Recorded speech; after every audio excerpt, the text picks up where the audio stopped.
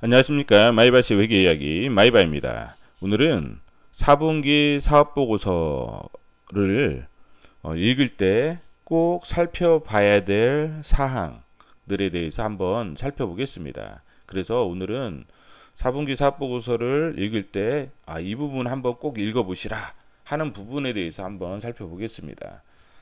1분기에서 3분기까지는 우리가 이제 보면 4분기에 보면 특이한 게 한 가지 있어요. 이게 보면 이사의 경영 진단 및 분석 의견이라고 있어요.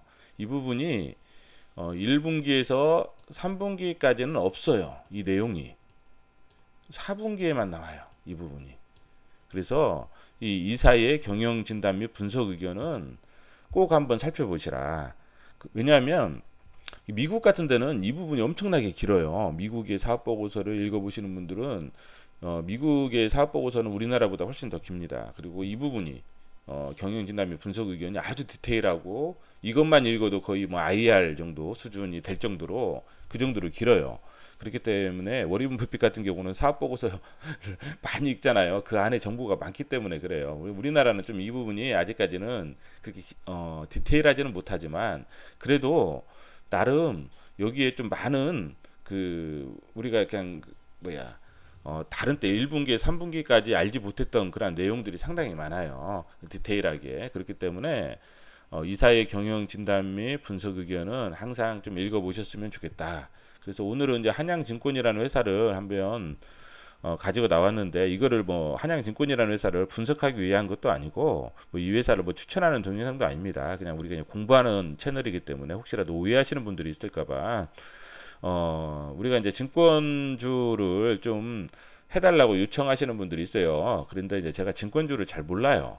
또 이게 재무제표 보더라도 이게 어떤 요소가 증권주의 어떤 주가에 영향을 미칠지 그 부분을 제가 명확하게 좀 예측을 못 하겠어요. 그래서 그냥 미루다가 그래도 뭐 이것만 한번 읽어보는 그런 시간으로 한번 가져보자라고 생각을 하고 한번 가져왔어요. 제가 증권주는 거의 대부분이 좀 현재 상태에서 멀티플을 많이 못 받는 것 같아요.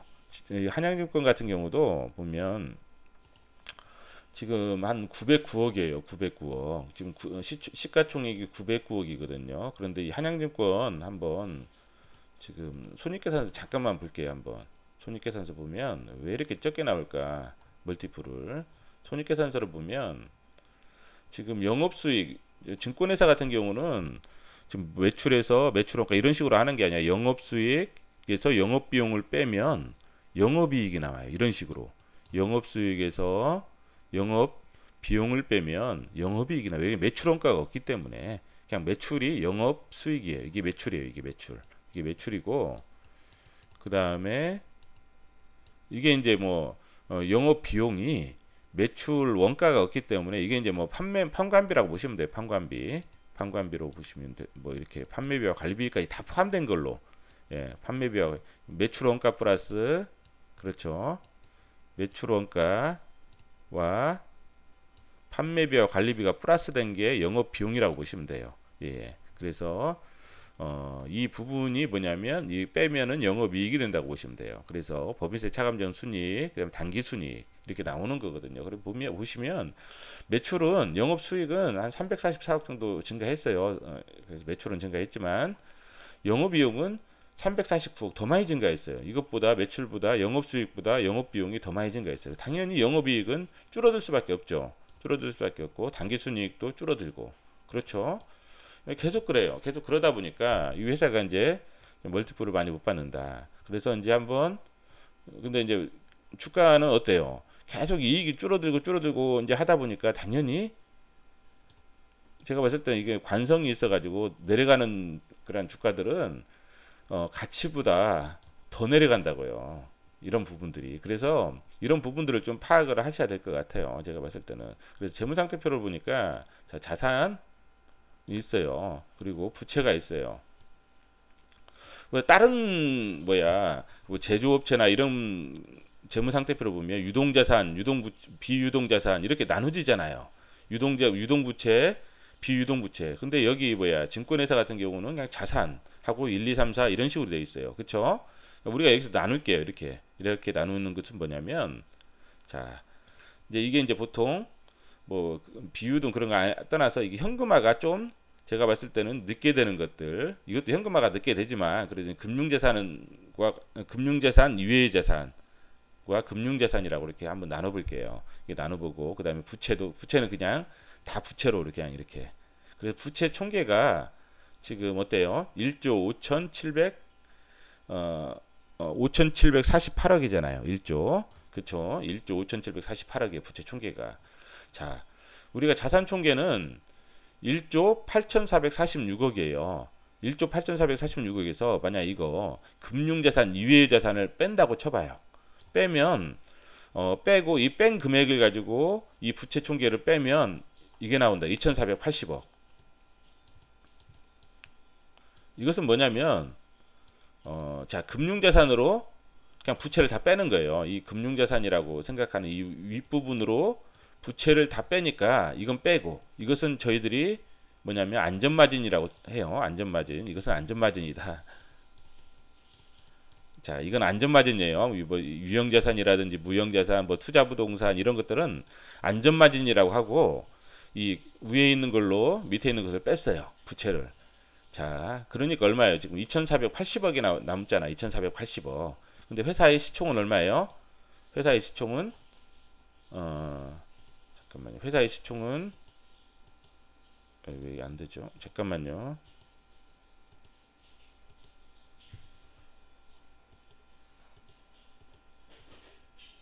아이씨. 아까 900 얼마 있었죠? 900. 예. 909억. 909억이었어요. 909억. 예, 909억. 회사의 시총은 909억이에요. 909억. 지금 자, 이건 안전마진으로 잡고 금융자산에서 부채를 그냥 금융부채 뭐 비금융부채 다 뺀 것을 했더니만 2,480억이 남았어요. 근데 909억이에요. 지금 시총은 어때요? 이 안전마진을 제외하고도 또 여기 더 저평가되어 있죠. 멀티플을 적게 받고 있다는 거예요. 그래서 이 회사는 제가 봤을 때는 상당히 이 경영이 안 좋다 보니까 주가가 떨어지는데, 왜 그러냐면 이츠에너지가 계속 낮다 보니까 계속 떨어져요. 떨어지나 보는데 제가 봤을 때 이게 가치보다 훨씬 더 많이 떨어진다. 떨어져도 너무 떨어졌다. 이제 그런 생각이 들어요. 이 회사를 보면. 그래서 제가 봤을 때는 하반기는 저는 개인적으로 좋다고 보거든요. 하반기는. 그러면 당연히 증권시장이 좋으면 증권주도 좋아질 확률이 크겠다라는 생각이에요. 그래서 이것뿐만 아니라 모든 증권주들, 뭐 증권주들이 워낙 많잖아요. 공급자는 많고 시장은 한정돼 있고, 이제 그러다 보니까 이제 또 멀티플을 좀 적게 받고. 그리고 이 회사의 특징은 뭐냐면, 한양증권의 특징은 이게 보면 그 시장주의가 아주 낮아요. 점유율 1%도 안 돼요. 이 회사가, 한양증권의 회사가 1%도 안 되고, 제가 사업보고서를 대충 읽어봤는데 한 점포수가 한 5개인가, 지점수 있죠. 지점 점포수가 5개인가 정도밖에 안 되더라고요. 제가 이제 그런 부분들을 봤고, 그리고 이제 여기 보면 대고객 접점 및 영업 네트워크, 자본 규모 등이 아주 적어요. 그러다 보니까 투자 중개와 자산 관리 등 리테일 부분 시장주의가 아주 잦아요. 낮고, 다만 뭐냐면 2018년도에 투자금융본부를 신설하고 IB 인력을 충원 중으로 향후 IB 사업 성과가 사업 경영에 미치는 영향을 주시하고 있다.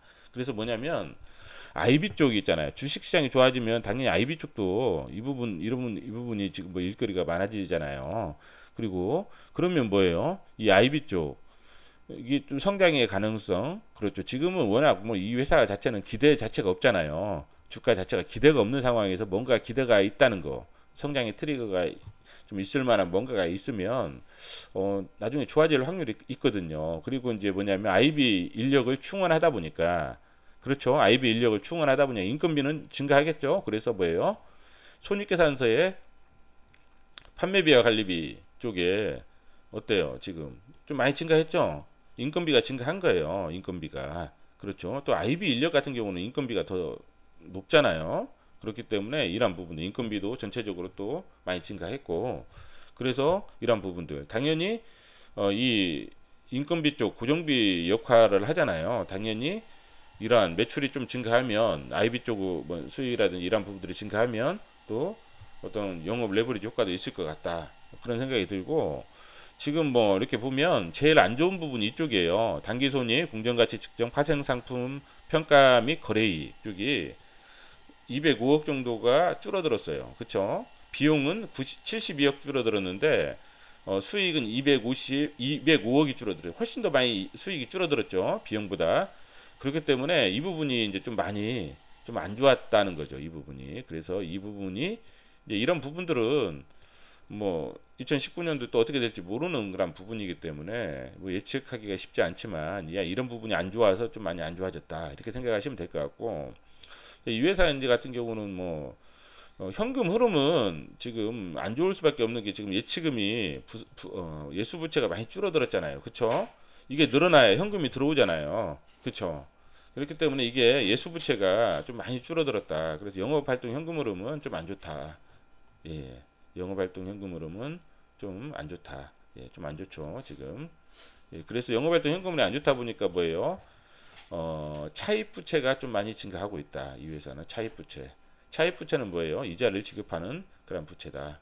그래서 재무상태표에 보면 차입부채가 좀 많이 증가하고 있죠. 예, 상당히 많이 증가하고 있어요. 1583억이 증가했어요. 그래서 차입부채가 많이 증가하고 있다. 이런 부분이에요. 이런 부분들. 이 정도 선에서만 대략적으로 한번 보고 그 다음에 아까 우리가 한양증권 같은 경우는 지금 여기 보면 대충 성격이 그래요. 아주 뭐랄까요. 영업 네트워크도 적고 자본 규모도 적고 점유율도 1%도 안 돼요. 소외됐죠. 소외. 단지 이제 2018년도에 투자금융본부를 신설하면서 IB 인력을 확충하면서 IB 쪽으로 나가고 그 다음에 부동산 PF 쪽 이쪽은 수익성이 좀 많이 좀 내고 있고 그 다음에 이익 창출력이 크지 않고 안정적으로 이익을 안정적으로 그래도 창출은 해오고 있으니까 예. 이익 뭐야 전년도보다는 적지만 하여튼 이익은 창출하고 있잖아요. 물론 ROE라든지 이런 부분들은 업계 평균 대비 아주 낮아요. 낮기 때문에 더 소외가 됐어요. 이 회사는 소외가 더 많이 됐다. 위험 누출액의 자본 적정성은 우수하다. 그래서 이제 안정성은 이 회사는 이제 안정성은 좋은 반면에 안정성은 높은 반면에 뭐예요? 어떤 그 뭐야 경영 성과 자체 부분은 좀 상당히 타업체에 비해서 좀 안 좋다. 이런 부분이에요. 그래서 주가는 어떻게 보면 더 많이 좀 하락이 많이 된 그런 부분이 있는 것 같아요. 그래서 예, 좀 소외가 많이 되어 있는 그런 회사다. 그리고 오늘은 이제 볼 것은 아까 말씀드렸지만 이사의 경영진단 및 분석 의견 한번 이게 보시면 이건 뭐냐면 이사의 경영진단 및 이사가 한양증권 자기 회사를 경영을 진단하고 분석 의견을 내놓은 거예요. 그래서 어떤 분석 의견을 내놓은지 한번 보시면 될 것 같아요. 그래서 여기 보시면 이제 기본적으로 2018년도 올 한 해 증시는 여러 가지 돌발 변수에 따라 시장 변동성이 확대되는 모습을 보였고 그래서 뭐예요? 지금 이러한 시장 환경에 대응하기 위해 신규 사업 부서의 영입을 통해 아까 말씀드렸죠. IB 쪽 투자금융본부 이게 투자금융본부예요. IB 쪽 투자금융본부 영입을 통해 인건비가 당연히 증가됐겠죠. 인건비 증가되고 다양한 사업기관 강화함을 물론 경영 효율성 제고에 만전을 기하였습니다. 그래서 우선 수익 증가 기반 확충을 위한 우수 인력 영입을 했고 당연히 인건비가 증가해서 이익은 줄어들었어요. 2018년도 이익은 여러 가지 줄어들 수밖에 없다. 비용이 많이 증가했기 때문에.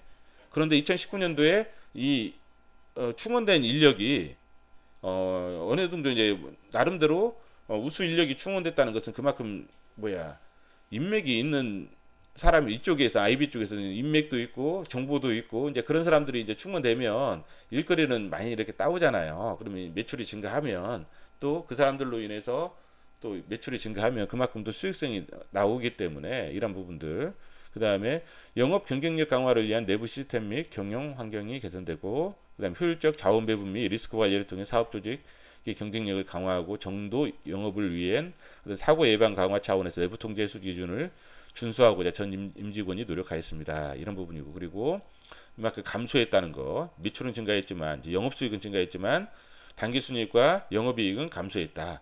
그리고 부동산 PF 부분 및 채권 부분의 수익 기여도가 높았다. 2018년도에는 부동산 PF 부분, 그다음에 채권, 이 회사의 그 재무제표를 보면 여기 보면 기타 뭐 당기손익 재무상태표를 보면 잠깐만요.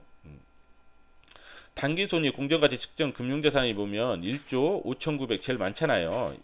여기서 가장 많이 차지하는 게 국공채예요. 국공채 채권이죠. 채권. 그 다음에 특수채. 그 다음에 뭐예요? 회사채. 국공채가 한 6,600억 정도, 6,680억 정도. 그 다음에 회사 특수채가 한 5,630억 정도. 그 다음에 특수채가, 그 다음에 회사채가 1,800억 정도. 그래서 이게 상당히 많이 차지해요. 회사채, 이게 채권이 많이 차지하고 이 부분이 있어요. 이런 부분들이 이제 그래서 자, 다시 한번 볼게요. 여기 이사 경영 그런 식으로 좀 접근하시면 될 것 같고, 그래서 PF하고 이런 채권 부분의 수익 기여도가 높았다. 그래서 2019년도에는 편중된 수익 구조를 탈피하기 위해서, 왜냐하면 채권이나 어떤 그런 부분들은 회사채나 특수채 이런 부분들은 어때요? 안정적이잖아요. 이익이 안정적이지만은 어떤 수익성은 떨어져요. 그렇죠? 그래서 이제 좀 편중된 수익 구조를 탈피하고 사업 부문별 영업 경쟁력을 강화하고 핵심 사업 및 고효율 영역에 자원을 집중하고 조직 문화를 개선하는 데 중점을 둘 예정이다. 그렇죠. 이 회사가 지금 상당히 보수적인 부분에서 뭐냐면 조직 문화를 보수적에서 약간은 공격적으로, 지금보다 뭐 그렇다고 엄청난 공격적인 게 아니라 지금보다는 더 공격적으로 나가겠다는 그런 하나의 방향성을 제시하는 거거든요. 그래서 이런 회사들은 뭐냐면 우리가 관찰해야 될 게 기존의 어떤 보수적인 어떤 성향에서 약간의 공격적인 성향으로 지금 무게중심을 두잖아요. 그럼 증권회사 같은 경우는 약간만 이렇게 변화되더라도 지금 시장만 받쳐주면 수익은 많이 발생할 수 있는 또 어떤 그런 시장 상황이 될 수가 있거든요. 이런 부분이기 때문에 이런 부분들은 좀 관찰해 보시면 좋지 않을까라는 생각이 들고요. 재무상태표를 보니까 수익성 지표를 보니까 매출액, 영업이익률은 영업이익률 자체는 지금 2.7% 많이 감소했죠. 순이익률도 2.3%로 2.9에서 2.3% 계속 감소하고 있어요. ROA가 어때요? 0.3%에 완전히 뭐냐면 이 ROA는 이 경영자의 어떤 성과지표거든요. 경영자의 성과지표인데 1%뭐 0.3%예요. 뭐냐면 여기 회사는 뭐냐면 거의 뭐 아주 보수적이라는 거예요. 보수적.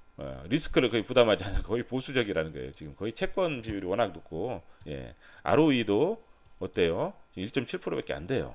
그렇죠? 거의 뭐 이자 받는 수준이에요. 이자. 예. 우리가 정기예금 하면 이자 받는 수준. 그만큼 내가 자본을 그냥 은행에다 넣어놓고 그냥 돈 굴리는 수준이잖아요. 그렇죠? 1.7%.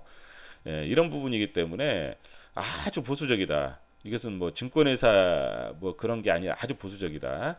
그리고 성장성 및 활동성 지표 보면 매출액 증가율이 20%인데 나머지는 지금 이익은 다 감소했어요. 그 총자산 증가율은 자산도 증가해서 총자산도 7.5%. 아까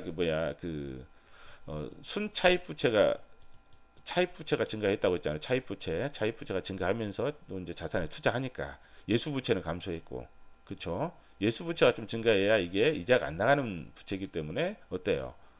훨씬 수익성에 도움이 되죠. 예수 부채가 차입 부채보다는. 그래서 이 회사는 예수 부채가 적다 보니까 차입 부채로 지금 많이 증가가 돼서 이자 비용이 나가잖아요.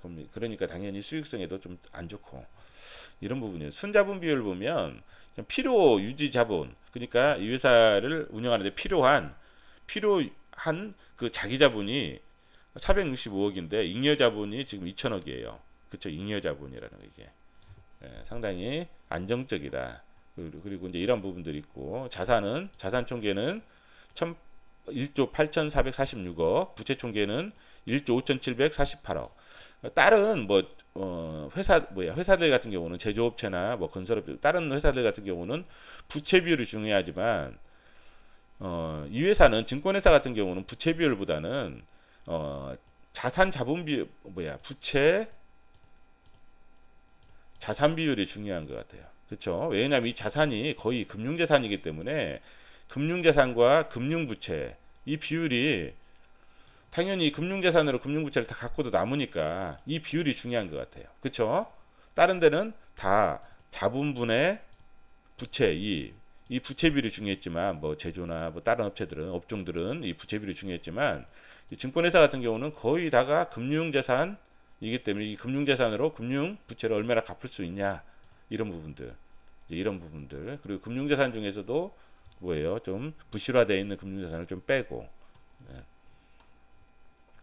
자 자산 같은 경우도 보면 금융자산의 증가는 채권 운용 규모 증가에 따라 채권 보유 규모가 증가했기 때문이다. 완전 상당히 보수적이죠. 보수적이고 부채는 뭐예요? 예수부채가 감소했어요. 예수부채가 감소했으니까 당연히 영업활동 현금 흐름이 그만큼 안 좋다는 거예요. 예수부채가 감소했으니까 그만큼 보충하기 위해서 차입부채가 1583억 원이 증가했다. 그렇죠? 이 부분은 상당히 뭐예요? 이 부분은 이제 차입부채는 이자가 나가잖아요. 수익성이 좀 떨어지지만 이 차입부채를 통해서 뭐예요?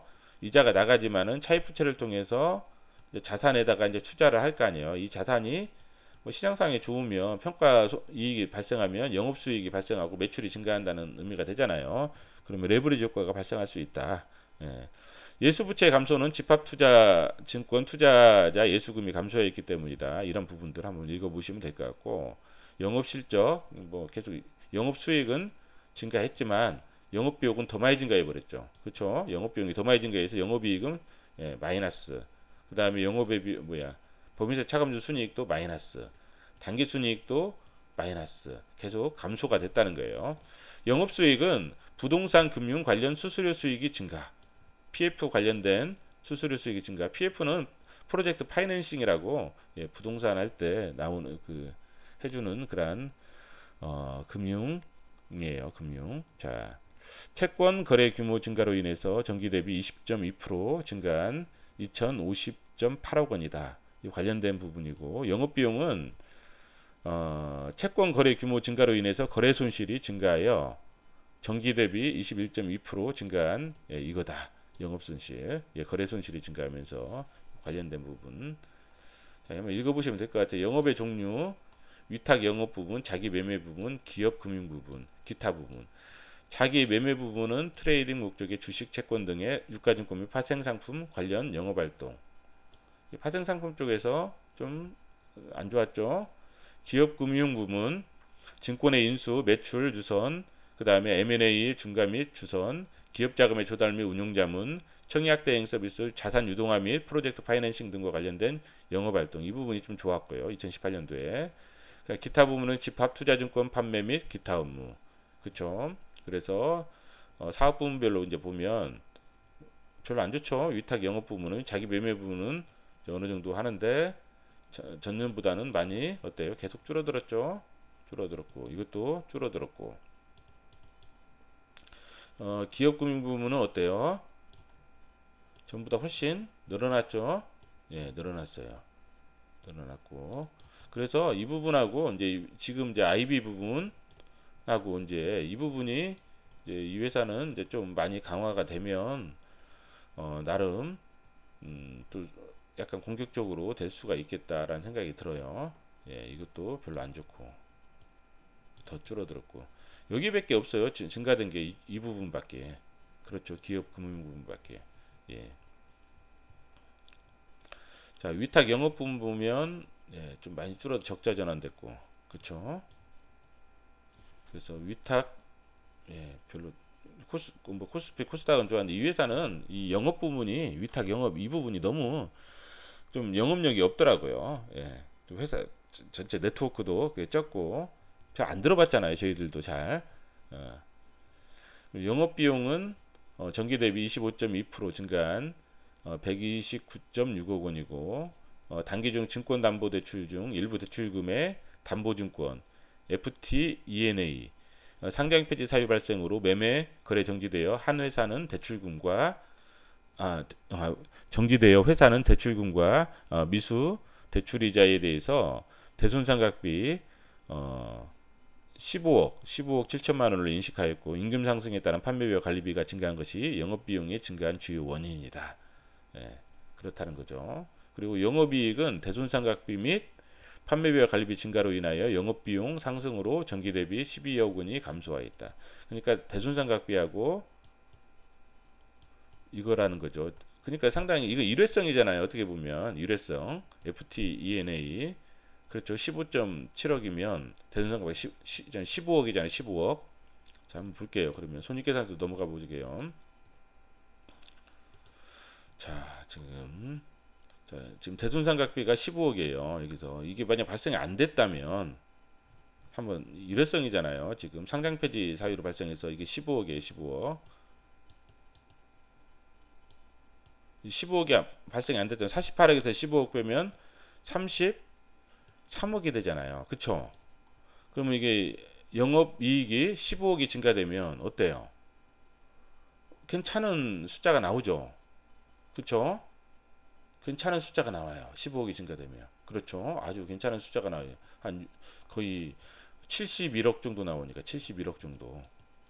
여기도 15억 정도 증가되면 상당히 괜찮은 숫자가 나와요. 그래서 제가 봤을 때는 지금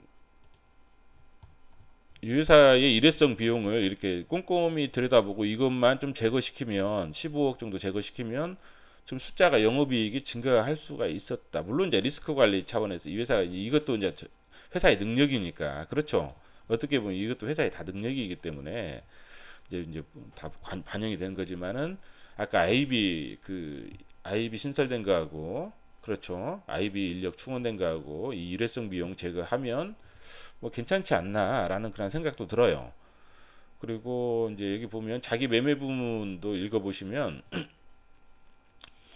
2018년도는 미국의 금리 인상 및 미중 무역 분쟁으로 인해서 국내 주식 시장 및 채권 시장이 많은 영향을 받았습니다. 이런 시장 상황에 맞춰서 회사는 수익 증대와 리스크 관리를 위해 주식 파생 상품의 운용 규모는 감소시키고 그렇죠. 주식과 파생 상품의 운용 규모는 감소시키고 전년 대비 채권 운용 규모를 증가시켰습니다. 그렇죠. 그래서 이에 따라 주식 파생 상품 관련 영업 수익은 전년 대비 249.7억 원, 영업 비용은 전기 대비 204.4억 원 감소하였고 채권 관련 영업 수익은 전기 대비 437.4억 원, 영업 비용은 전기 대비 430억 원 증가하였습니다. 이에 따라 자기 매매 부문의 영업 수익은 전기 대비 13.5% 증가한 1,575억 원을 기록했고 영업 비용은 17% 증가한 1,548억 원을 기록하였습니다. 영업이익은 주식 파생상품 관련 이익의 감소로 인해 어때요? 58.1% 감소한 27.3억 원을 기록하였습니다. 그래서 어때요? 시장 상황이 좀 만약 2019년도에 또 반대로 시장 상황이 좋아지면 주식 파생상품 관련 영업수익이 증가가 돼서 어때요? 이 부분이 또 증가가 될 수 있는 확률이 크거든요. 자기 매매 부분이. 그래서 이 부분도 한번 관찰해 보시면 좋을 것 같지 않나라는 생각이 들어요. 그래서 이 부분 그러니까 기업금융 부분 PF 관련된 부분 이 부분이고 부동산 관련 PF 부분 이 부분이고 그 다음에 기타 부분 영업수익은 시장금리 상승으로 인한 이자 수익의 증가 등으로 전기 대비 14.9% 증가한 129.3억 원 영업비용 인건비 상승에 따른 판매비와 관리비 증가 등으로 인해서 전기 대비 22.1% 증가한 198 이런 부분들 한번 보시고 뭐 이렇게 보시면 될 것 같아요. 한 번씩 이렇게 쭉쭉 읽어보시면 될 것 같아요. 이렇게 예수부채는 고객이 당사에게 예탁한 자금으로서 한국증권금융의 투자자 별도 예치금 형태로 예치되어 있어요. 그래서 뭐냐면 예금은 뭐냐면 이게 현금성 자산으로 가고 신탁은 공정가치 측정 금융자산으로 가요. 단기 손익 공정가치 측정 금융자산으로 가요. 단기 손익 이제 그런 식으로 이제 한양증권 예금으로 돼 있는 것들은 현금성 자산으로 가고 그 다음에 이것은 이제 별도 예치금으로 가는 거죠. 차입부채 중 차입금은 한국증권금융과 연계되어 고객에게 신용 공여금으로 대출되는 증권유통금융 및 담보금융지원대출과 단기 자금 운용을 위해 할인어음으로 한국증권금융에서 차입한 금액입니다. 이런 부분들이고